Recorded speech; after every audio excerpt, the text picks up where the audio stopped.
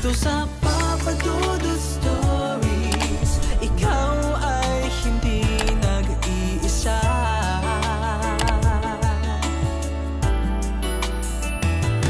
Dito sa Papa Dudut Stories, may nagmamahal sa'yo.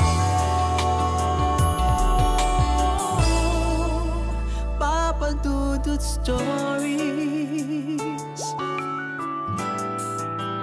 Papa Dudut Stories. Sa lahat po ng mga nakatutok ngayon, huwag pong kalimutan mag-like, mag-share at mag-subscribe. Maraming salamat po sa inyong lahat.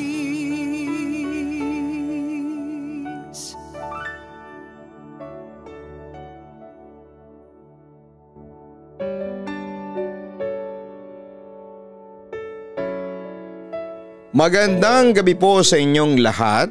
Tawagin niyo na lamang po ako sa pangalang Kim ng San Pedro, Laguna. Gusto ko lang sanang i-share sa inyo ang aking kakaiba at nakakakilabot na mga karanasan na akalain mong sa pelikula lamang nangyayari. Pero nangyari mismo sa aking buhay. Nasa inyo na lamang kung paniniwalaan ninyo ako. Pero matindi ang pinagdaanan ko at masasabi kong isa yung bangungot na ayaw ko nang balikan at mangyari ulit. Papa Dudut, nagsimula ito noong 18 years old ako, taong 2017. Hindi naman po sa pagmamayabang pero ng mga panahong yan ay marami ang gandang-ganda sa akin. Mestiza kasi ako at kamukha ko ang mga babaeng madalas na gumaganap sa mga K-drama. Dahil sa aking itsura ay marami ang nanliligaw sa akin maliban na lamang sa isang lalaki, si David. Papadudod sa lahat ng lalaki sa campus namin, kay David lang ako nagka-crush. Ang gwapo kasi niya. Actually halos magkamukha sila ng artistang si Joshua Garcia. Mas maganda lang ang katawan ni David. That time ay nagwo-working student siya bilang gym instructor. At dahil sa aking kakisigan niya ay marami-raming babae ang nagkakagusto sa kanya. Hindi siya ang nanliligaw kundi siya ang nililigawan ng mga babae. Dahil naman sa confidence ko noong mga panahong yon ay ako na ang gumawa ng first move para mapansin ni David. Yes, napansin niya ako. Pero halatang hindi siya interested sa akin. Kaya nasaktan ang ego ko. Nagpatuloy ako sa pagpapapansin sa kanya hanggang sa isang araw ay nag-decide na akong ipagtapat sa kanya ang totoo kong nararamdaman. Unfortunately ay nireject lamang niya ako. Doon na nga gumuho ang confidence ko. I was devastated kasi gustong gusto ko siya ng mga panahong yon. Kaya gumawa na ako ng ibang measures para mapasa akin si David. Sinubukan ko siyang akitin noon pero walang epekto. Dahil may nililigawan na pala siyang iba. Nanlumo ako nang sabihin niya yon sa akin. Pero mas nasaktan ako nang sabihin niyang walang pag-asang maging kami. Dahil dito ay nagpa siya na akong gawin ang hindi dapat. Natatandaan kong naging mag-asawa sina mama at papa dahil sa gayuma. Inamin sa akin ni mama noon na ginayuma niya ang aking ama para mahalin siya nito. Nagtagumpay siya at naging masaya naman ang kanilang relasyon.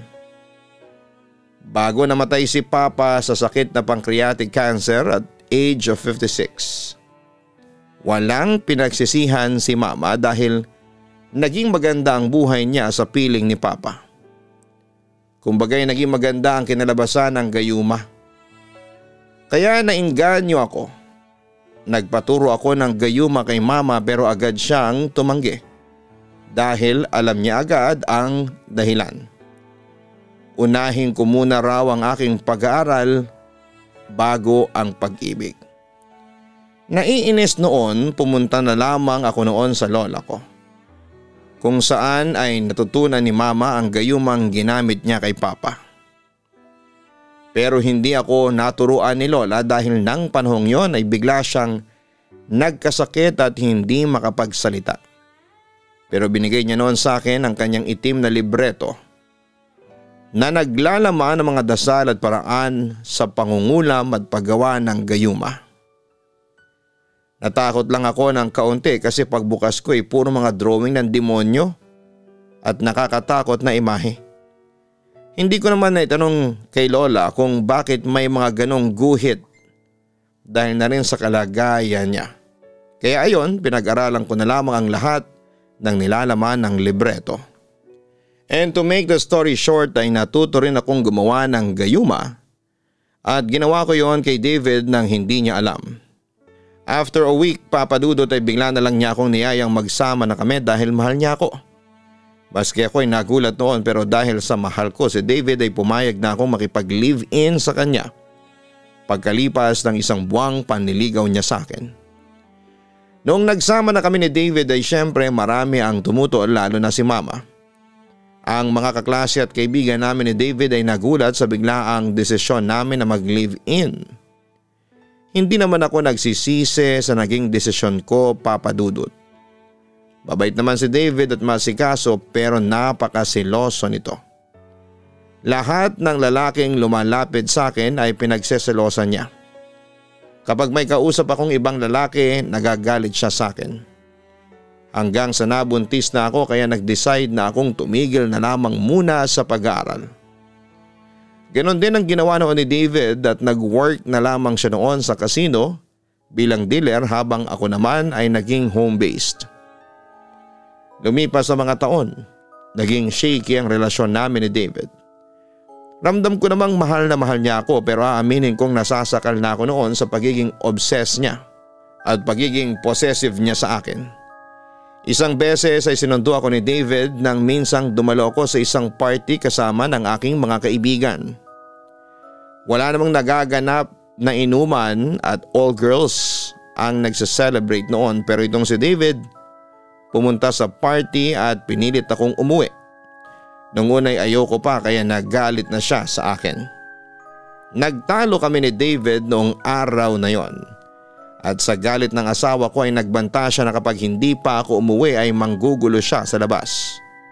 O di kaya ay tatalon ng roof deck at magpapakamatay. Buti na lamang at umawat na noon ang mga kaibigan ko habang pinapakalma ko naman ang asawa ko. Hanggang sa nag-decide na lamang ako na umuwi na lamang kami para hindi na kami makagulo pa sa selebrasyon.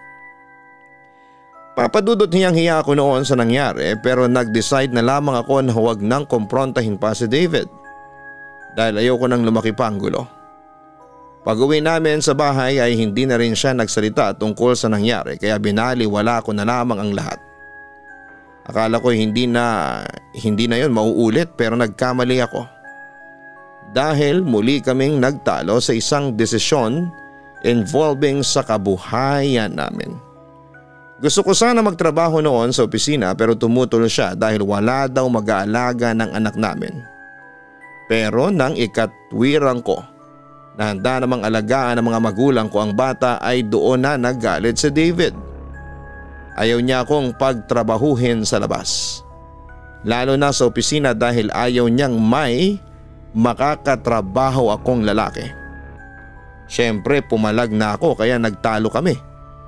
Sa galit niya ay nagbanta siyang magpapakamatay. Sa kabilang banda ay parang kondo ang tinitirhan namin pero nasa 8 palapag lamang ito kaya itong si David ay nagbanta na tatalon siya mula sa 5th floor. Siyempre nagpanik ako kaya hindi na ako nakipagtalo pa sa kanya. Samantala ay dumating na ako sa point na na-depressed na ako sa relasyon namin ni David. Yes, unti-unti na akong nawala ng pag-ibig sa kanya. Pero hindi ko siya magawang hiwalayan o kahit aminin sa kanya ang totoo dahil natatakot ako sa kanya kaya naikukwento ko na lamang ito madalas sa aking pinsan at kaklose na si Ate Val. Inamin ko sa kanya na hindi ko na alam kung ano ang gagawin at naisip ko na rin kinalaunan na baka epekto ito ng panggagayuma ko kay David. Kaya nakakarma ako ngayon sa mga kasalanang ginawa ko. Kaya muli kong binuklat ang libreto ni Lola, and that time may patay na si Lola kaya wala akong mahinga ng payo kung paano mawawala ang bisa ng gayuma kay David. Kaya binasa ko na lamang mag-isa ang libreto at hinanap noon kung ano ang solusyon sa problema ko. Pero papadudot nabigo ako dahil wala akong mahanap maliban sa isang dasal. Para tuluyan ng mawala ng bisang epekto ng gayuma, ay kailangan kong magdasal at magsagawa ng ritual kay Asmodeus. Hindi ko alam kung sino yon pero sinubukan kong bigkasin ang mga dasal na nasa wikang Latin. Pero napansin kong walang epekto yon kay David. Nagpatuloy pa rin siya sa pagiging possessive sa akin. Ewan ko ba papadudot pagkaraan pong dasalin ko ang pangtanggal daw sa gayuma ay naging tolero at lutang ako. Nawala ako sa sarili, wala akong ginawa noon kundi akyat baba sa hagdanan. Hindi ako mapakali sa isang pwesto. Mamayang kaunti ay may bumulong sa akin na hindi ko maintindihan. Noong sumilip ako sa baba sa pag-aakalang umuwi na si David galing sa trabaho pero wala akong nakita. Ako at ang anak ko lang noon ang nasa bahay. May bumulong ulit sa akin, ganito ang pagkakasabi niya. Nakikita mo ba ang baba? Hindi ba? Napakaganda at maraming bulaklak. Pag tumalong ka, hindi ka mamamatay. Sige, talon ka na, Kim. Tinatawag ka na nila. Sabi ng boses sa akin habang tumatawa pa ito. Ako naman ay parang nahipnotismo sa boses. Tuloy-tuloy lang yung pagbulong sa akin at tumalon. Akmang tatalo na ako noon nang bigla akong sinigawan ng lalaking kapitbahay namin na nasa ibaba. Nang hoy, mahuhulog ka. Bigla na lamang akong natauhan pagkatapos noon at takot na takot akong bumalik sa loob ng unit na tinitirhan namin. Diyos ko po, bakit ako nandito? Tanong ko sa aking sarili habang hindi makapaniwala sa nangyayari sa akin. Takot na takot ako ng mga sandaling yon. Kaya dinala ko ang anak ko at umuwi kami sa bahay ng magulang ko. Kinagabihan ay tawag ng tawag sa akin si David kung saan ba kami nagpunta ng anak ko. Pero hindi ko sinabi sa kanya kung nasaan ako. Kapag pumupunta naman si David sa bahay ni Mama ay pinagtatakpan na lamang ako ng magulang ko at nagsisinungaling silang wala ako doon sa bahay. Pagkatapos noon ay hindi ko muna kinausap si David. Sa kabilang banda inamin ko kay Mama na ginayuma ko lamang si David. Kaya na-in-love ito sa akin. Hindi naman niya ako pinagalitan pero sinabi niya sa akin na hindi sa lahat ng pagkakataon ay nagtatagumpay ang gayuma. Nalulungkot daw siya sa sinapit naming dalawa ni David. Samantala ay dinala ako ni Mama sa isang psychiatrist para magamot ang depression and stress ko dulot ng relasyon namin ni David. Hanggang sa pinayo sa akin na kung hindi na ako masaya sa relasyon ay humiwalay na ako. At yun nga ang ginawa ko. Nakipaghiwalay ako kay David sa pamamagitan ng isang tawag. Hindi na ako nakipagkita sa kanya sa takot na baka may mangyari pang hindi maganda o may gawin pa siya sa aking masama. Pero ang nakapagtataka ay hindi na nag-react ng malala si David at sinabi lamang niya na binapalaya na niya ako. Pero ramdam ko sa boses niya na sobra siyang nasaktan sa ginawa ko. Pagkatapos noon ay binabaan ko na siya ng telepono. Pero kinabukasan isang nakakagimbal na pangyayari ang naganap na nakarating sa akin. Nasunog yung tirahan namin ni David. Nang maapula daw ang apoy ay natagpuan ang sunog na katawan ng asawa ko. Ayon sa investigasyon ay nagpakamatay si David sa pamamagitan ng pagbuhos niya ng gasolina sa buong katawan niya. Tapos sinilaban niya ang kanyang sarili. Nasunog yung buong floor ng gusali at may mga kapit unit kaming nadamay at nawala ng tirahan dahil sa ginawa ni David. Pagkatapos noon ay kinuha na ng mga kaanak ni David ang kanyang bangkay at sila na ang nagburol at naglibing dito. Hindi na ako pumunta doon para makiramay kasi baka magkagulo lamang. Ako kasi ang sinisisi noon ng mga kaanak ni David, ako raw kasi ang dahilan kaya nagpakamatay ang asawa ko. Sa kabilang banda ay parang nabunutan ako ng tinik at pinilit ko na lamang na magbagong buhay kasama ng aking anak at syempre ng aking ina at mga kapatid. Lumipas ang 1 taon. Nagpatuloy ako sa pag-aaral ng kolehiyo habang ang anak ko ay nasa pangangalaga muna ng aking ina kapag nasa eskwelahan ako. Naging mataas naman ang nakuha kong grado sa mga major subjects. Noong second year college naman ako, may last subject kami, Christian living. And one time yung professor ko out of curiosity ay nag-share about kay Nostradamus. And sobrang interesado ako sa kanya dahil sa mga nagkatotoong hula niya sa nangyaring pagkamatay ni Princess Diana and sa 9/11 terror attack sa Amerika. Then one time ay sinearch ko yon about sa Hell, Revelation of Hell by Mary K. Baxter. Doon na nagsimula ang bangungot ko. After class ay pumunta ako ng library para mag-research at magbasa. Tapos ay naghanap ako ng libro noon, so nakailang mall ako noon sa paghahanap. Sabi nila ay naa-addict na daw ako sa pagbabasa. Nabaliw na daw ako. One time habang nagbabasa ako sa bahay, nakaramdam ako ng ibang feeling, Papa Dudut. Ramdam ko yung pagdudusa ng mga tao sa impyerno. Wala akong ganang kumain, nasusuka ako, may sakit ako. Masakit ang braso ko at katawan ko. Ang tagiliran ko, ewan ko ba. Ang weird, ang creepy, may malakas na hangin na malamig na dadampi sa leeg ko. Nakakatakot, nakakapanginig, pero hindi pa rin ako nadala, Papa Dudut. Semester break ay hindi ko alam kung bakit bigla akong na-depressed. Nagkulong ako sa kwarto. Hindi na ako nagpakita sa mga friends ko. Wala akong ganang lumabas ng bahay at sa halip ay nagbabasa at natutulog lamang ako sa aking kwarto. Hanggang isang gabi ay nakaramdam ako ng bigat sa katawan. Nagising ako, naninigas ang buo kong katawan at hindi ako makagalaw. Ramdam kong lumubog ng sobra yung kama. Ang bigat, may nakahawak sa kamay ko at sa leg ko. Takot na takot ako at hindi ako makapagsalita at makasigaw.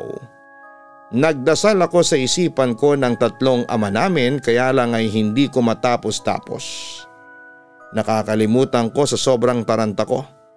Nakakarinig ako ng isang napakalalim na boses na first time kong marinig hanggang sa biglang nawala, nakakakilabot. Simula noon ay may 2 rosary akong nakalagay sa kamay ko bago matulog. Nang sumunod na gabi ay nalimpungatan ako, 3:00 na pala ng madaling araw yon. Nagulat ako nang nakapatong ang libreto ni Lola sa dibdib ko. Nagtataka ako noon kasi sino ang maglalagay noon sa akin. Tinago ko na yon simula noong namatay ang lola ko. Hanggang sa bigla akong nakarinig ng kadena. Parang kadena na hinihila. Natakot na ako. Kinilabutan ako. Nagtakip ako ng unan. Hindi ako nakakumot at nasa isip ko na baka mahawakan ang paa ko or kung ano. Biglang nawala yung narinig ko. Pumikit na lamang ako at naghintay hanggang sa pagdihaya ko. Kaharap ko ay ang kisame. Nanigas ang katawan ko at may humawak sa kamay ko. Naninigas ang paa ko at hindi ako makapagsalita. May dumagan sa akin. Naiiyak na ako ng mga sandaling yon. Naramdaman ko na may humawak sa dibdib ko at nagdasal ako at nakarinig ako ng matinis na boses. Sobrang tinis. Nakakatakot yung pakinggan. Pumikit ako at nagdarasal ako noon. Putol-putol na pagdarasal ko sa isipan ko at hindi ko maigalawang daliri ko. Hanggang sa nakita ako ng mama ko. Ano daw nangyari sa akin? Umiiyak ako at sinabi kong may dumadagan sa akin. Pinagalitan ako dahil nagbabasa daw kasi ako ng libro about sa impyerno. Pero nakapagtataka ay biglang nawala yung libreto ni Lola sa dibdib ko nang pumasok si Mama sa kwarto ko. Sa puntong yon ay kinukutuban na ako sa libreto ni Lola kaya nararanasan ko ang mga yon. Hinanap ko kaagad yon at ipinakita sa aking ina. Sinabi naman ni Mama sa akin na hindi nanggaling sa libreto ang kanyang kaalaman sa gayuma. At noong kabataan niya ay pinaiiwas daw ni Lola sa kanya ang libro dahil may masamang hatid daw ang libro sa kung sino ang magbabasa nito. Pagkatapos noon ay kinuha sa akin ni Mama ang libreto ni Lola at hindi ko alam kung saan niya dinala o tinago yon. Sa kabilang banda ang buong akala ko ay matatapos na ang problema ko pero nagkamali ako, Papa Dudut. Isang araw siguro yung mga bandang 1:00 yon nang maidlip ako sa aking kwarto. Sa aking panaginip, nasa may kalahating hagdan ako nakaupo. Medyo madilim, sa hindi kalayuan, merong lalaki na lumitaw. Una ay hindi ko mamukhaan kung sino pero nang unti-unti siyang lumapit, namukhaan ko siya. Si Dave, nagkatitigan kami. Nginitian niya ako naman ay gulat na gulat ng mga sandaling yon. Alam ko sa panaginip kong yon napatay na si Dave pero aaminin kong namiss ko siya ng sobra. Kaya hindi na ako pumalag noong dahan-dahan siyang lumapit sa akin. Mamayang kaunti paglapit niya ay anyong hahalikan niya ako sa bandang leeg. Papa Dudut, damang-dama ko ang mainit niyang paghinga. Inalikan niya bandang leeg ko habang naglalakbay. Ang isang kamay niya sa bandang hita ko paitaas hanggang sa umabot sa sukdulan. Nadadarang na ako sa kanyang ginagawa. Mabuti't hindi kami umabot sa pagtatalik. Bigla siya kasing nagbago ng anyo na siyang kinagulat ko. Yung kanina na mukha ni David ay biglang naging demonyo. Umahalakhak siyang napakalakas. Papa Dudut, nagimbalang buo kong katawan sa mga nakita ko. Natatakot na ako noon. Umikit ako at tumalikod. Pagmulat ko, yung makikita dapat ay salas mula sa taas ng hagdanan. Naging isa siyang napakalaking covered court. Wala siyang pintuan at tanging malaking bintana lamang. Punong-puno ito ng mga bata, iba't ibang edad mula 2 taon hanggang 19 years old ata yon. Lalaki at babae. Umiiyak silang lahat pero may iilang tulala na lamang at napagod na yata. Humihingi ng tulong na ilabas sila doon kasi mainit at gusto nilang talagang lumabas. Karamihan sa mga bata ay nakasilip paminsan-minsan at hinahampas ang bintanang sobrang maliwanag kaso'y nakakulong sila. Yung iba ay nakakulong sa sahig. Yung iba naman ay palakad-lakad. Yung iba ay sumisigaw at umiiyak. Naririnig ko ang panaghoy nila, Papa Dudut. Awang-awa ako. Ang bigat sa puso at biglang nagsalita sa likod ko ang demon. Dito ka na lamang, kailangan ka ng mga bata. Mga anak natin sila. Kailangan ka nila. Aniya. Lalo akong nagimbal sa mga sinabi niya. Tumayo ako at tumakbo ng mabilis. Yung pagbaba ko ng hagdanan ay isang paliko lamang. Tapos ay biglang labas ng bahay na kaagad tumambad sa akin sa halip ay kusina. Sobrang maliwanag at ang layo-layo ng tinakbo ko habang umiiyak na sa sobrang takot. Hinahabol pa rin niya ako pero tumigil din ang demonyo na yon kasi takot ito sa liwanag. Sa aking pagtakbo may lalaking may edad na pero hindi katandaan, nakaputi ito at maliwalas ang aura na nakatayo sa gitna ng liwanag. Kaagad ko itong niyapos at gumaan ang pakiramdam ko. Tulungan niyo po ako at patawarin niyo po ako. Sambit ko habang yapos-yapos siya, halos ayaw ko na ngang bumitaw. Makakauwi ka na. Pinapatawad ka na niya, sabi niya sa akin. Sa isang banda ay nanggagalaiti sa galit ang demonyo. Bakit po siya tinulungan? Akin na nga siya, hindi ba? Sa akin lang siya, sigaw niya. Biglang nagising ako. Yon ang akala ko. dahil sa pagmulat ko ay may nakadagan sa dibdib ko. Mabigat, kakaiba yung bigat, sinasakal niya ako at gusto niya akong kunin.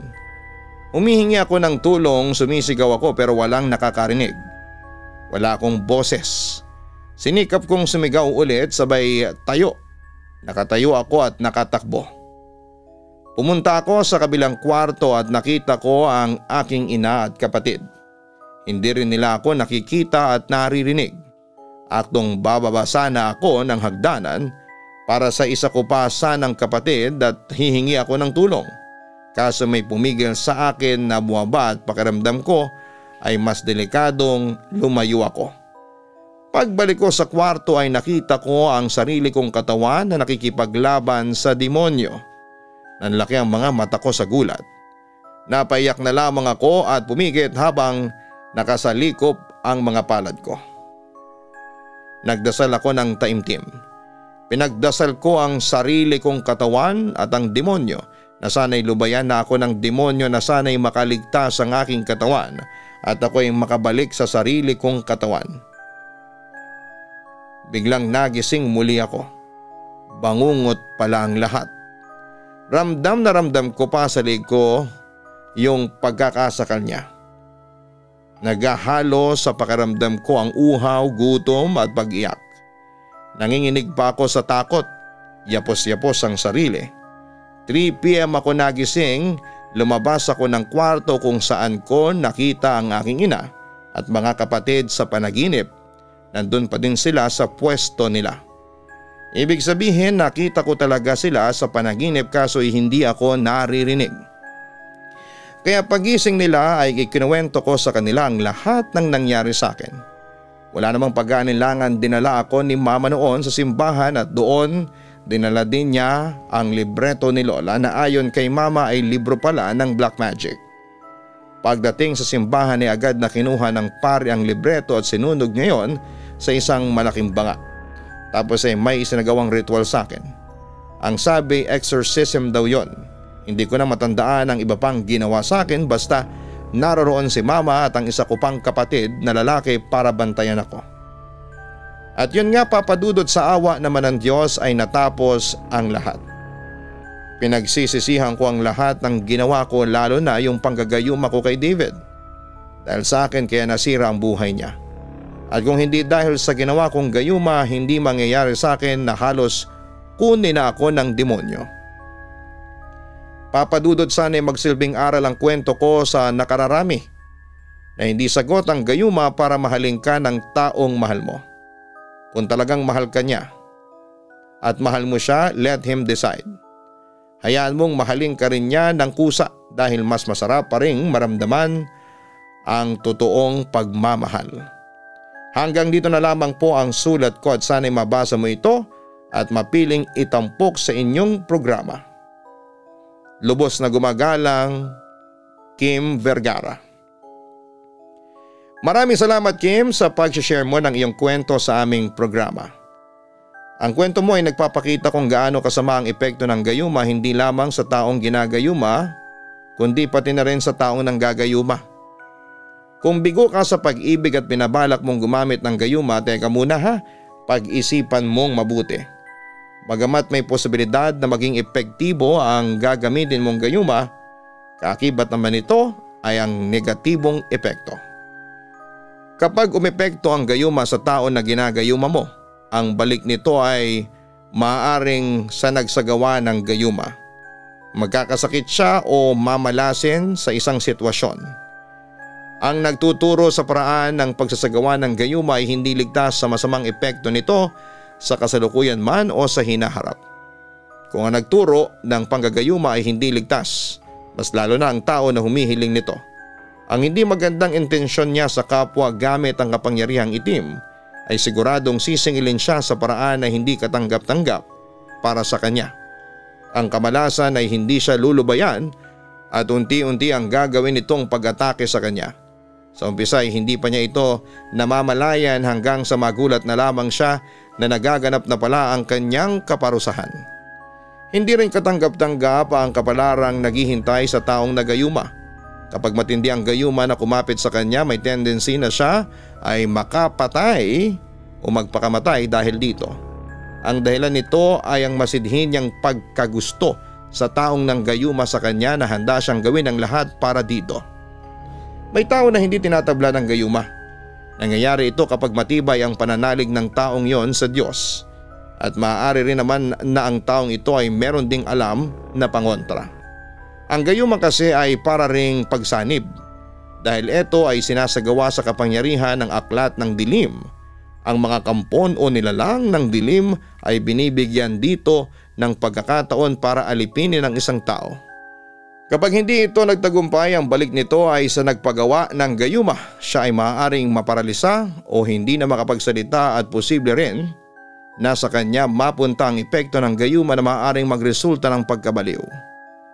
Sa oras na tumalab naman ang gayuma at ito ay lumipas, ang pag-ibig na inakala mong totoo ay mapapatunayan mong sadyang hindi laan para sa iyo.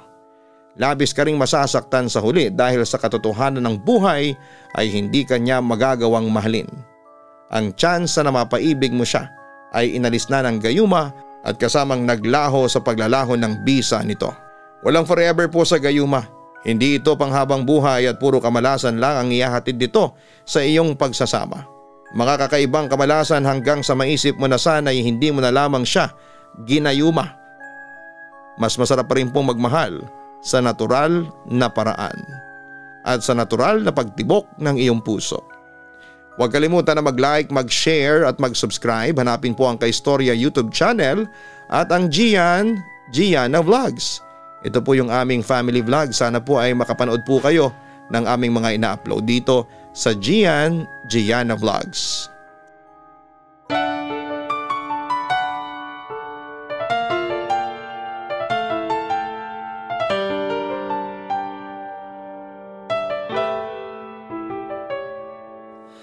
Ang buhay ay mahiwaga, laging may lungkot at saya. Sa Papa Dudut Stories, laging may karamay ka.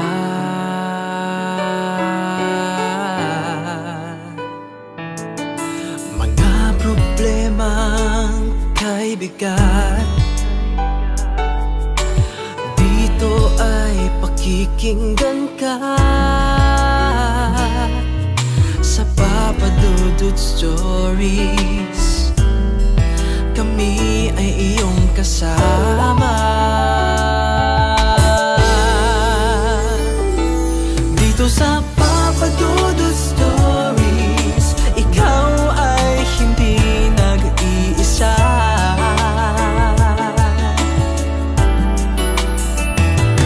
Dito sa Papa Dudut Stories, may nagmamahal sa'yo.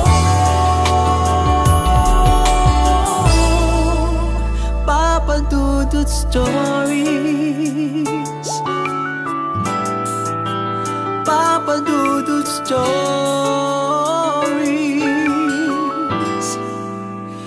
Papa Dudut Stories.